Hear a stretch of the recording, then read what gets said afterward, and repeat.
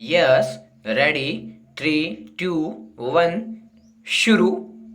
संव्यवहार विक्रय था अथवा बंधक विलेख था, इस बाबत विचार किया जाना था। विराम।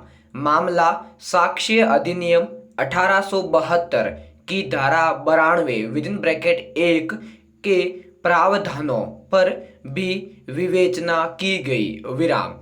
माननीय उच्चतम न्यायालय के न्याय दृष्टांत में व्यक्त करते हुए यह स्पष्ट किया गया कि साक्ष्य अधिनियम की धारा 92 जहां अंतरिति को इस बात की जानकारी हो कि अंतरक उस हक को नहीं रखता है जिसका वह व्यपदेशन करता है, तो स्थिति में कृषि के भूमि के संबंध में विचारण न्यायालय के निष्कर्ष को पुष्ट किया, परंतु रिहायशी भवन के संबंध में विचारण न्यायालय द्वारा दिए गए निष्कर्ष को अमान्य कर दिया था। विराम पैरा। द्वितीय अपील वादी ने दोनों अधीनस्थ न्यायालय के द्वारा निकाले गए निष्कर्ष जो कृषि भूमि के संबंध में थे को चुनौती देते हुए प्रस्तुत की। विराम। इस प्रकरण में यह तर्क दिया गया कि अनुचित प्रभाव संबंधी अभिवाक व्यर्थ व अपूर्ण था, इसलिए वादी अपीलांट के पक्ष में कृषि भूमि का जो अन्य संक्रमण किया गया है वह निरस्ती योग्य नहीं है। विराम। मध्य प्रदेश उच्च न्यायालय ने लिखित कथन का मूल्यांकन किया और इस आधार पर इस तर्क को स्थिर रखने योग्य नहीं माना गया कि अनुचित प्रभाव के सभी आवश्यक तत्वों को अभिवचनित किया गया था। विराम।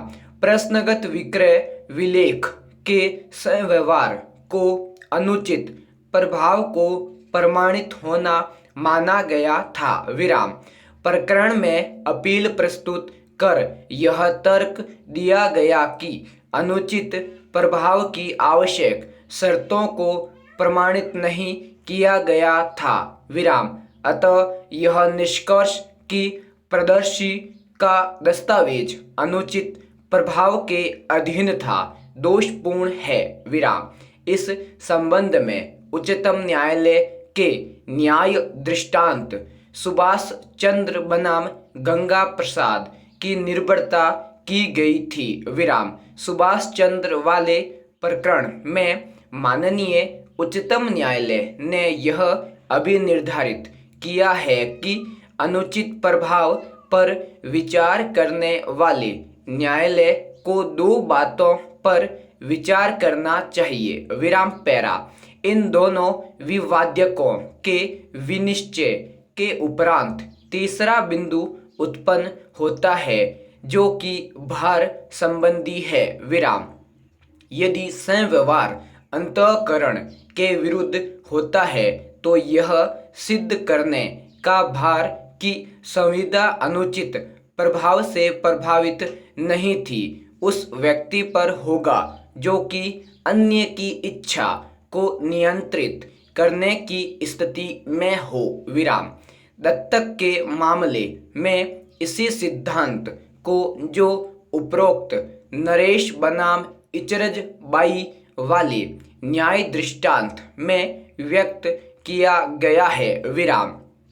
वर्तमान प्रकरण में इस तर्क पर विचार किया गया। विराम। वादी की साक्षीगण के आधार पर विचारण न्यायालय ने यह पाया था कि चाचा बीमारी से पीड़ित था और चलने में असमर्थ था। विराम। यद्यपि अनुमान निकाला गया था कि वादी व चाचा के मध्य संबंध इस प्रकार के थे कि वादी चाचा की इच्छा को नियंत्रित करने की इच्छा की स्थिति में था व वादी ने इस स्थिति को अनुचित प्रभाव के द्वारा प्राप्त भी किया था। विराम। विचारण न्यायालय ने यह अभिनिर्धारित किया था कि वादी का वृतांत यह था कि उसने चाचा को प्रतिफल बतौर दिए थे, मिथ्या होना पाया गया था और संव्यवहार वस्तुतः बिना प्रतिफल का था विराम।